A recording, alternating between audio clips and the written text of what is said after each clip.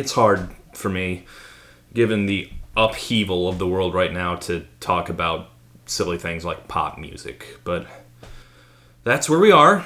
That's my job, and that's what I'm gonna do. But first, let me take a selfie. Yes, the Chainsmokers, or as they will always be known to me, the Selfie Guys. Let me take a selfie. I am more shocked about their comeback than I was for Mike Posner's. And Posner was gone for 3 times as long. Selfie was just from 2014.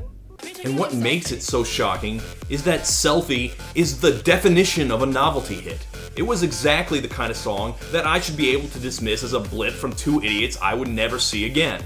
Of course, I've been wrong about the career prospects of a lot of people, like, say, LMFAO. But they had their second song in the same year. If the Chainsmokers couldn't immediately follow up on their big hit, how on earth could they return 2 years later? But here they are.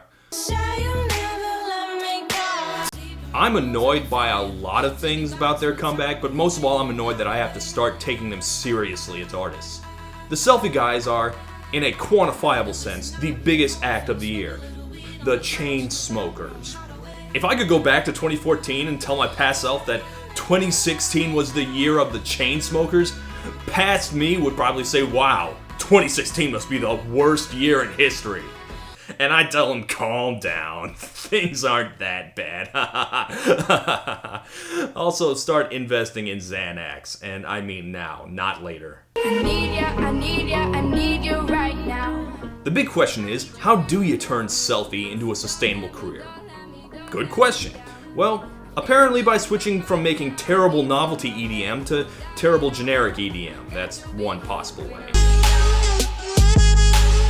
This was one of the biggest hits of the year, and it is a disaster. It's an incoherent mishmash of the worst sounds in pop music. And it, of course, was everywhere. The Black Eyed Peas may have been banished, but will.i.am's influence remains.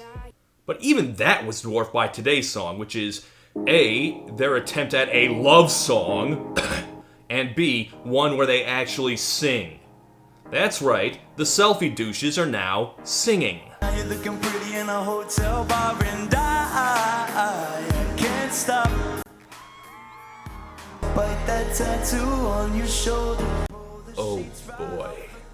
Calvin Harris, I apologize. Act so innocent now. Your voice is lovely, like the song of a beautiful wood thrush wafting on a summer breeze.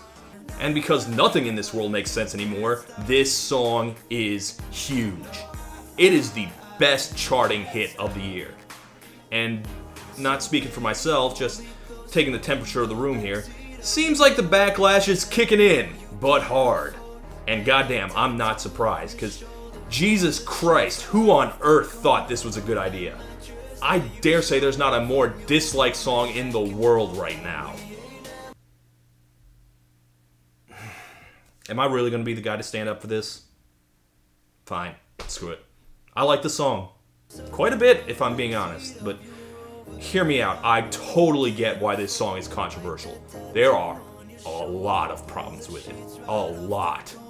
I mean, first off, Jesus Christ, it's a duet with Halsey. Cigarettes in tiny liquor bottles just... Man, speaking of artists who made a terrible first impression, I was introduced to Halsey last year with her first mainstream success, New Americana, an anthem for the new Millennial generation. Yeah, listen to that. Feel the creeping dread of the sweeping tide of change. We are the new Americana. High on legal marijuana. We smoke weed legally. Watch us obeying the law. Raised on Biggie and Nirvana. That's not even your generation's music. If anything, those are two artists whose influences are being felt less and less. That has nothing to do with your generation. You're just trying to make the rest of us feel old. Yeah, every impression I got was that Halsey was like if Kesha was trying to be Lorde, which is not a combo that works. But I gathered that was a fluke, and she's actually much more anonymous singer than that. Like, you know, she's not trying to make a statement, she's just another boring singer. So yeah, I don't like her. She was another demerit against Closer. But I do like it anyway. Mostly, I like that it's such a songwriterly song. To the city in a broke down car and 4 years no calls. Now you're looking pretty in a hotel bar. I don't know the last time we had a hit song packed with this much lyrical detail and intense emotion. It sketches a very full portrait of a very complex relationship between two people. And that level of detail is really remarkable in a day and age where you can have a hit song that just says pineapple, pen, apple, or you ugly, you ugly. And in it, the two of them are playing specific roles in the song. They're two long broken up exes reconnecting despite the years of tension between them. I should really just play the chorus here because it's just fantastic. So baby, pull me closer in the backseat of your Rover that I know you can't afford. Bite that tattoo on your shoulder, pull the sheets right off the corner of the mattress that you stole from your roommate back in Boulder. We ain't ever getting older. Okay, not that fantastic. Go back. On your shoulder, pull the sheets right off the corner of the mattress that you stole from your roommate back in Boulder. Sorry. I do keep an actual record player down here for when I need that sound. But anyway, yeah, I think it's important to say that lyrical detail is great. It adds a lot, but not all details help paint the picture you're trying to create. For example, I didn't need to know about Pat Monahan's manscaping habits. My heart is bound to be right out my untrimmed chest. Not important to the story. Bite that tattoo on your shoulder. Now, for example, the shoulder tattoo. That's an important detail. Adds to the scene. Backseat of your Rover The Land Rover. Well, you know, it's part of the setting. that I know you can't afford. Can she pay for it? I guess it adds a level of familiarity with each other. But the mattress. Oh boy. Of the mattress that you stole from your roommate back in Boulder. Do I need to know that there's a mattress? Yeah, that's pretty important. But I don't need to know where she got the mattress. I don't need to know who she got the mattress from. And I certainly don't need to know where the person she got the mattress from is from. And it happens right before the most important line. We ain't ever getting older. We ain't ever getting older. That's what we were building up to. Except right before we hit peak momentum, mattress? Boulder? What? We're right at what should be the chorus's triumphant climax, and then From your roommate back in Boulder. From your roommate back in Boulder. this was the clumsiest, most useless, most jarringly unnecessary detail I've ever seen a writer use. And I've read Dan Brown. And the fact that they're both singing the chorus together. So baby, pull me closer in the backseat of your Rover. That also raises some questions. Can they both not afford a Land Rover? Do they both have shoulder tattoos? Are they both mattress thieves? But the fact that it's a duet makes some interesting things happen. Most especially, I like the fact that despite how they're sharing this moment together, these two people are having wildly different experiences. Hey, I was doing just fine before I met you. I drink too much and that's an issue, but I'm okay. I mean, the first thing the guy sings is basically, "Go away, I hate you."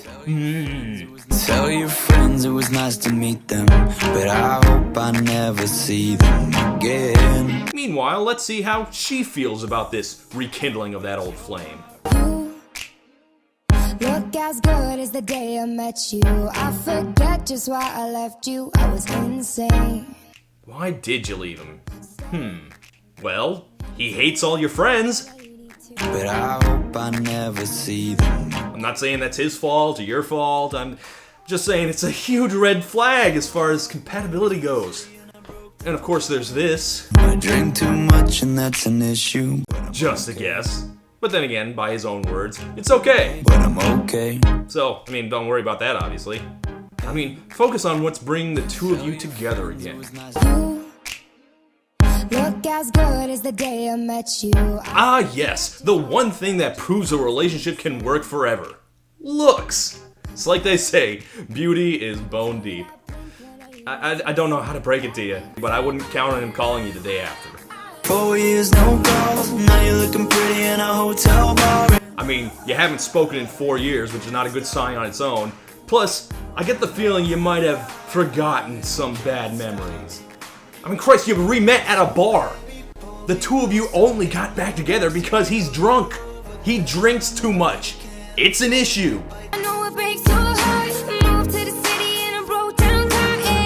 This girl has completely missed that this guy's carrying more baggage than a Samsonite store. Christ, the couple in Somebody That I Used to Know were more on the same page. Now and then I think of all the times you screwed me over. I think these two crazy kids are gonna work it out. Young love. I know it breaks your heart. Hey, even when they sing It Breaks Your Heart, one's being completely sincere and the other's completely sarcastic. I mean, I guess it's kind of a dick move that the Chainsmokers wrote the girl as like being, wow, you're so hot, and he never has to meet her halfway. He's just like, you're a bitch, and she's just like, God, sorry, I'm crazy. I was insane. But it still feels real, you know? The willful delusion of it all. See, it is a good song. Stay and play that Blink 182 song that we beat to death in Tucson, okay? Okay, I got questions again. In Tucson, okay? First off, Boulder? Tucson? What the hell was the two of you's relationship?